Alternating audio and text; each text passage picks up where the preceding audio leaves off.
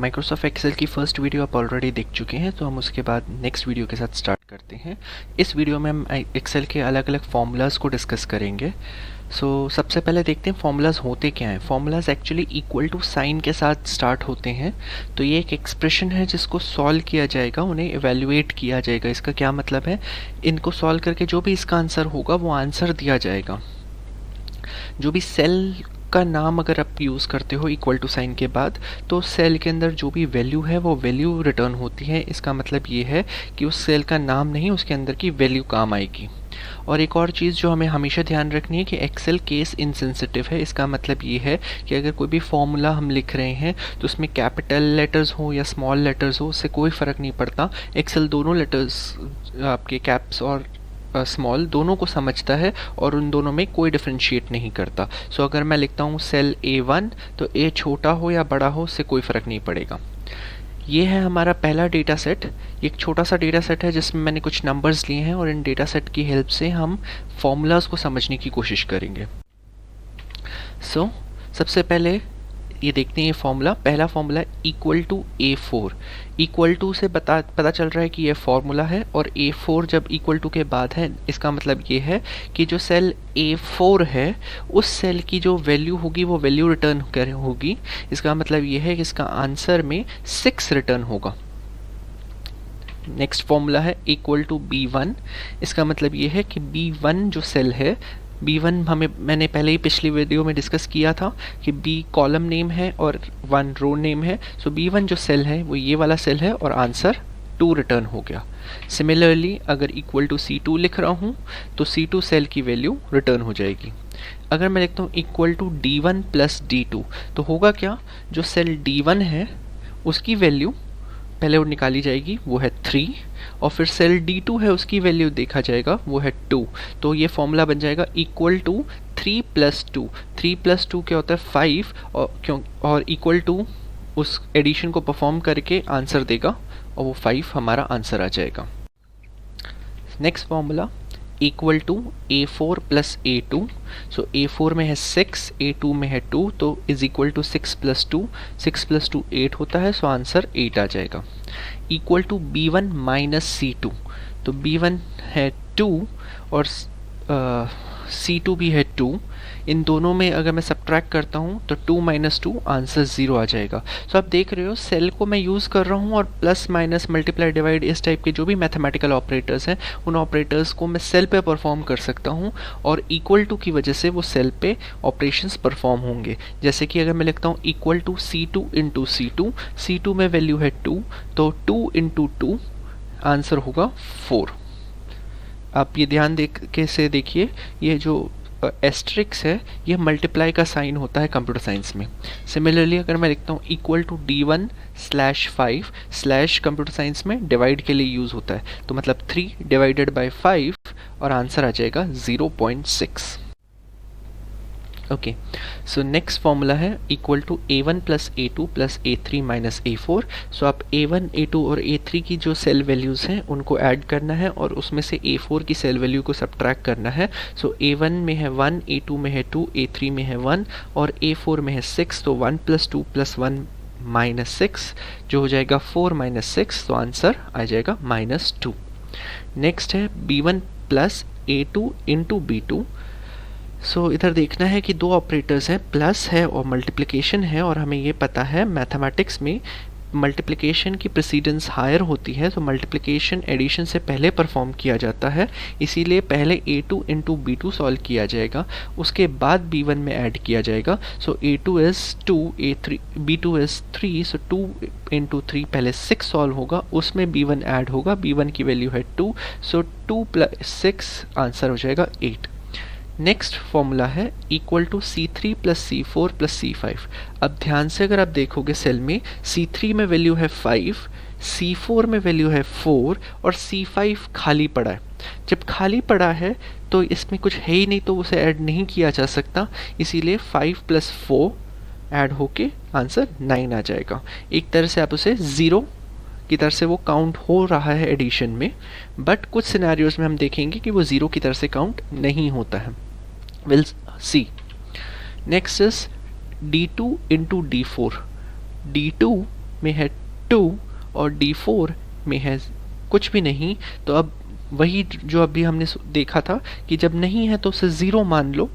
At least जब हम cell को रेफ़र कर रहे होते हैं, सेल का नाम लिख के बताते हैं और वो सेल खाली होता है, तो उसकी वैल्यू 0 की तरह से काउंट की जा सकती है अगर उस पर मैथमेटिकल ऑपरेटर जैसे कि plus minus multiply divide perform किया जा रहा हो।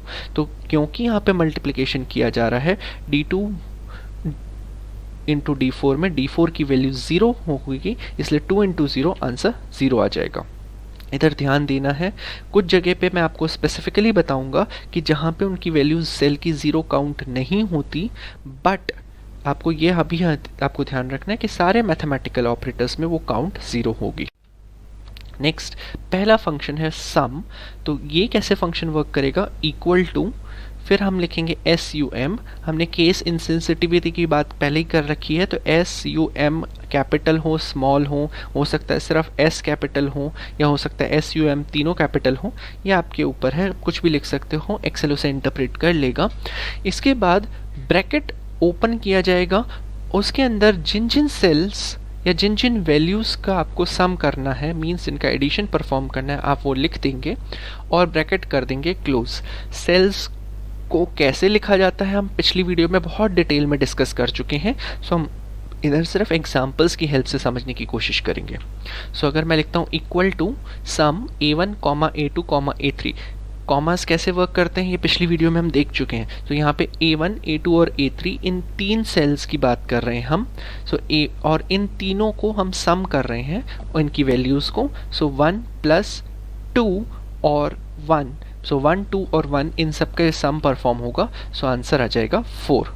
नेक्स्ट अगर मैं फॉर्मूला लिखता हूँ इक्वल टू सम 2, 3, 4, यहाँ पे मैंने सेल नाम ना लिख के सीधे नंबर्स डायरेक्टली दे दिए हैं, तो डायरेक्टली इन तीनों नंबर्स को सम कर दिया जाएगा। 2 + 3 + 4 आंसर आ जाएगा 9।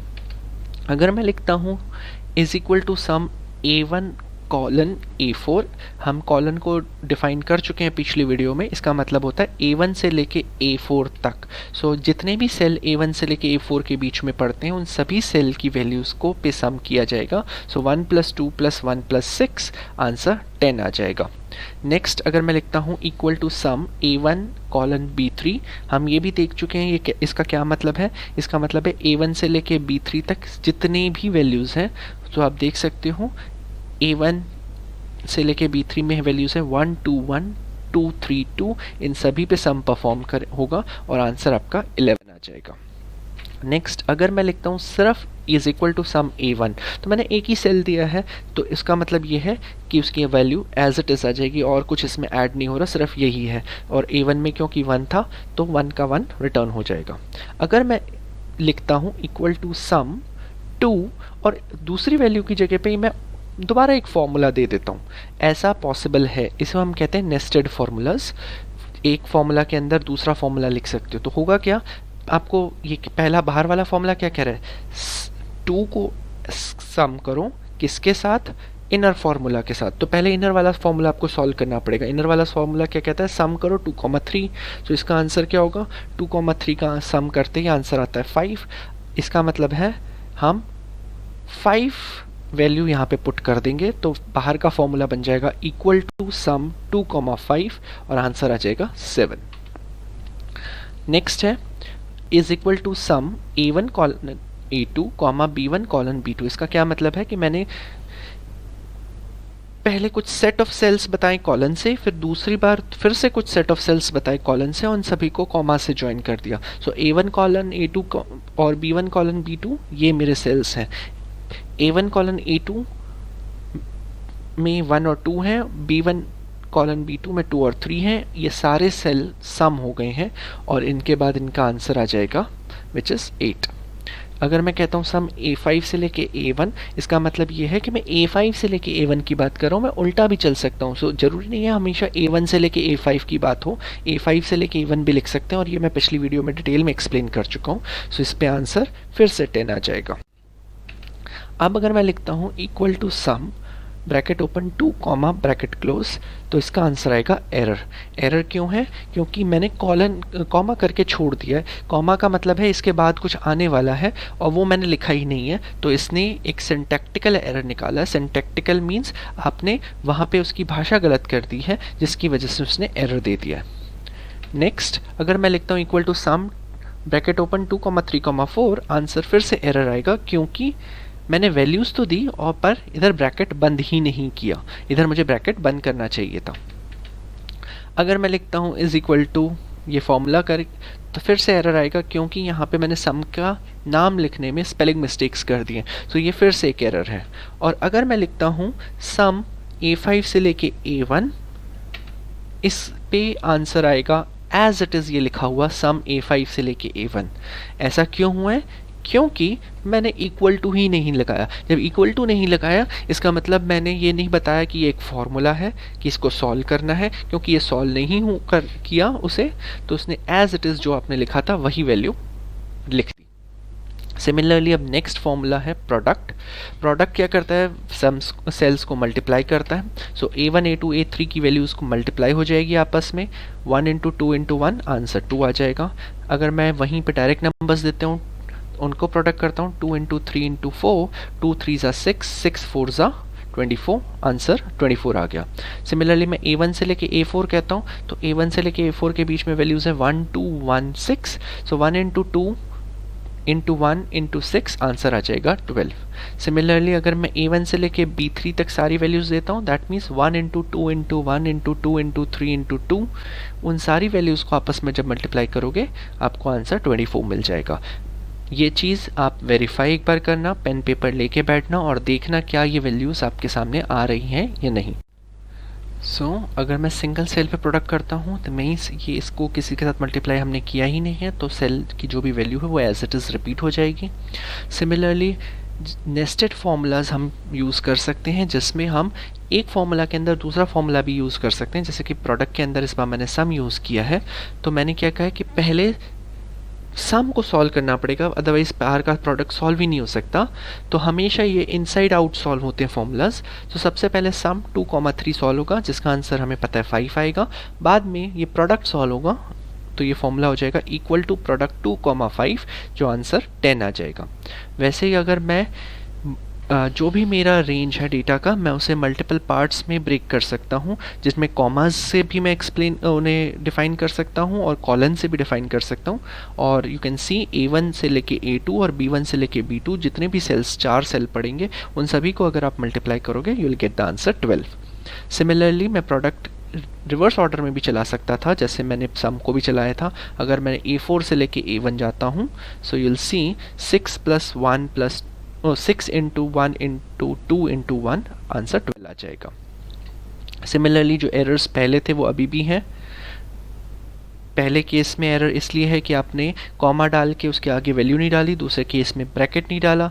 ये सिमिलरली सेम चीज़ है, प्रोडक्ट के स्पेलिंग गलत कर दिए, और सिमिलरली अगर इक्वल टू नहीं डालोगे तो वो एज इट इज़ उतार देगा।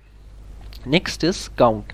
काउंट क्या करता है, सबसे पहले समझना है, जो भी हम उसे पैरामीटर्स देंगे, जो भी वैल्यूज़ देंगे, वो देखेगा उनमें से कितनी वैल्यूज़ नंबर्स हैं।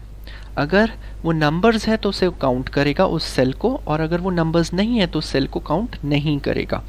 तो लेट्स सी, अगर मैंने कहा A1 A2 A3, A1 A2 और A3 तीनों के अंदर नंबर्स हैं। A1 के अंदर 1 है, A2 के अंदर 2 है, A3 के अंदर 1 है, तो तीनों के अंदर नंबर्स हैं, तो उसने तीनों को काउंट कर लिया और आंसर 3 दे दिया। सिमिलरली अगर मैंने ये नंबर्स डायरेक्टली प्रोवाइड कर दिए, लेट्स से 2,3,4, तो स्टिल वो तीनों को काउंट करके कहेगा कि तीनों नंबर्स हैं।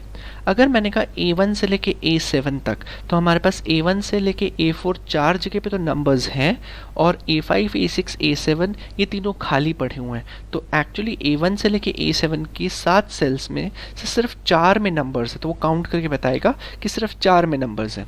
नेक्स्ट अगर मैं कहता हूँ A1 से लेके D7, अगर इस पूरे सेल में आप देखोगे, इस पूरे टेबल में देखोगे, A1 से लेके D7 के बीच में 28 ऐसे सेल हैं जिनकी बात मैं कर रहा हूँ, जिनमें से 14 सेल्स ऐसे हैं जिनके अंदर नंबर लिखा गया है।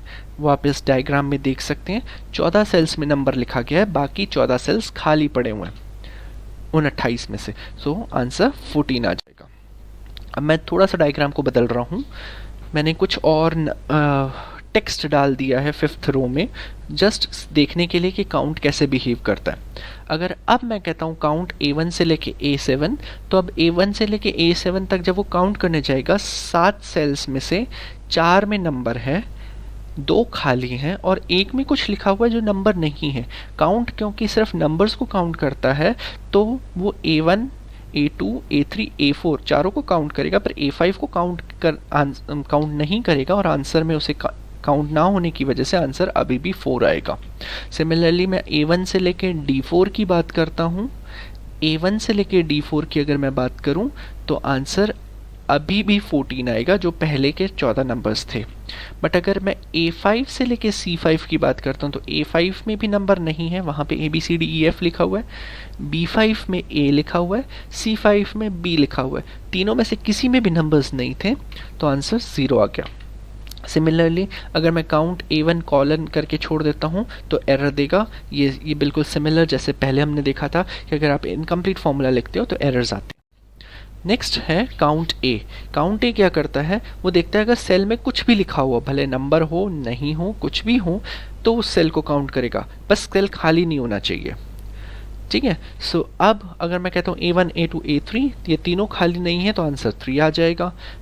मैंने काउंट ए को 3 वैल्यूज़ दी, 2, 3, 4, तीनों खाली नहीं थी तो 3 वैल्यू आ गई। अगर अब मैं लिखता हूँ A1 से लेके A7, तो वो देखेगा A1 खाली नहीं है, A2 खाली नहीं है, A3 खाली नहीं है, A4 खाली नहीं है, यहाँ तक कि A5 भी खाली नहीं है, तो इन पांचों को काउंट कर लेगा। A6 और A7 खाली है तो आंसर अब 5 आएगा। यही डिफरेंस आपको ध्यान रखना है। काउंट सिर्फ नंबर्स को काउंट कर रहा था, काउंट ए कह रहा है कि कुछ भी हो तो मैं काउंट करूंगा, बस खाली नहीं होना चाहिए। सिमिलरली A1 से लेकर D7 की अगर मैं बात करता हूँ तो जो पहले 14 नंबर्स और 3 ये 14 और 3 17 मेरा आंसर आ जाएगा। आई होप ये क्लियर। सो A1 से A7 हम देख चुके हैं, आंसर 5 आएगा। A1 से लेके F7 अगर मैं बात करूं तो ये मेरे पास मैं 6 7 42 सेल्स उसे दे रहा हूँ, और जब इन 42 सेल्स में से वो काउंट करेगा तो सिर्फ 17 सेल में कुछ ना कुछ लिखा हुआ है, बाकी सारे सेल्स खाली पड़े हुए हैं, सो आंसर 17 आएगा। A5 से लेके C5 हम देख चुके हैं, हमें आंसर 3 मिलता है। अगर मैं A1 कॉलन करके छोड़ देता हूँ तो ये एरर है, ये हम देखते हैं क्योंकि हमने फॉर्मूला कंप्लीट नहीं किया। अब देखते हैं मैक्स। मैक्स क्या करता है, सबसे बड़ी वैल्यू, सबसे बड़ा नंबर निकाल के मुझे देता है। सो अगर मैं A1, A2, A3 में देखता हूँ तो A1 में है 1, A2 में है 2, A3 में है 1, तो 1 2 1 में सबसे बड़ा नंबर 2 है तो वो 2 रिटर्न करेगा। वैसे ही अगर मैं नंबर्स डायरेक्टली दे देता हूँ तो उनमें से जो सबसे बड़ा नंबर है वो मुझे रिटर्न करता है। A1 से लेके A7 की बात कर रहा हूँ तो A1, A2, A3, A4 में तो नंबर्स थे, A5 में नंबर नहीं है, A6, A7 खाली थे, तो वो देखेगा इन सब में सबसे बड़ी वैल्यू कौन सी थी। सबसे बड़ा नंबर जो इन सब में लिखा गया था वो था 6, जो A4 में था, तो आंसर 6 आ जाएगा। सिमिलरली मैं A1 से लेकर D7 की बात करता हूँ तो सारे वो सेल्स को देखेगा A1 से लेकर D7 तक, उनमें से जिसमें सबसे बड़ा नंबर होगा वो रिटर्न हो जाएगा, सो आंसर 6 आ जाएगा, क्योंकि सबसे बड़ा नंबर A4 में ही है 6, उससे बड़ा नंबर कहीं नहीं है। सिमिलरली A1 से लेके A7 हम डिस्कस कर चुके हैं, A1 से लेके F7 में भी आंसर 6 आएगा।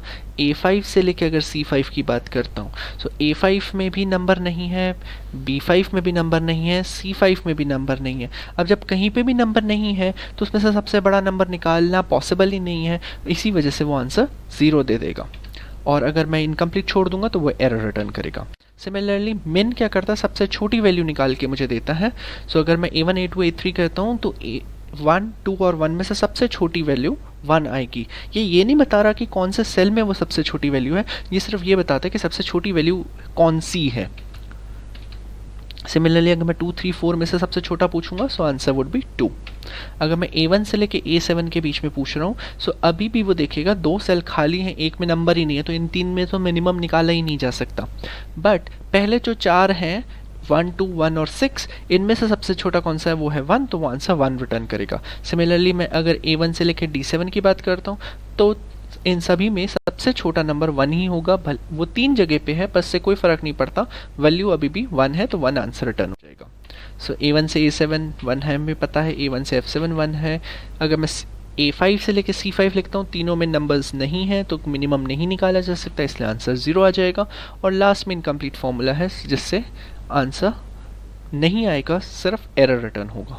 सो इसी के साथ मैं ये वाला लेक्चर एंड कर रहा हूँ। नेक्स्ट लेक्चर बाद में उससे आगे के फॉर्मूलाज पे हम फोकस करेंगे।